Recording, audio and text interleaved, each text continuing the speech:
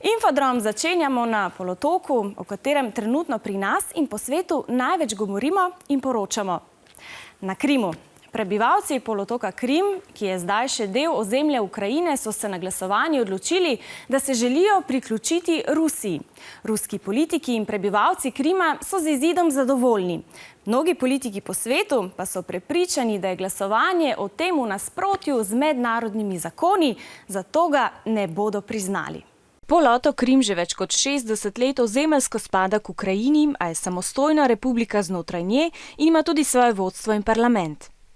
Večina krimskih prebivalcev ima ruske korenine, zato si želijo, da bi se priključili Rusiji. Razpisali so referendum, glasovanje, na katerem državljani odločajo o pomembnem vprašanju. In tako množično so prebivalci Krima včeraj ves dan hodili na volišča. Prišlo je kar 85% volilnih upravičencev. Odločali so se med dvema možnostima, in sicer ali so za priključitev Krima Rusiji oziroma ali so za to, da Krim ostane v Ukrajini. Skoraj 97% volivcev je podprlo priključitev Krima Rusiji. Ljudje na ulicah so se začeli veseliti.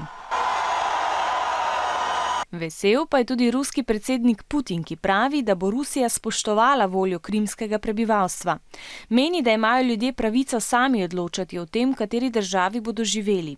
Krimski politiki so uradno že razglasili neodvisnost od Ukrajine in zaprosili Rusijo za vključitev. Začasna ukrajinska vlada in številni evropski in ameriški politiki pa menijo, da nihče ne sme razkosati države in si prisvojiti njenega dela. To naj bi bilo po njihovem tudi v nasprotju z ukrajinsko ustavo. Prav zato menijo, da je referendum nezakonit in ga ne priznavajo. Ker predsednik Putin ni umaknil ruske vojske s Krima, je Evropska unija danes speljala sankcije.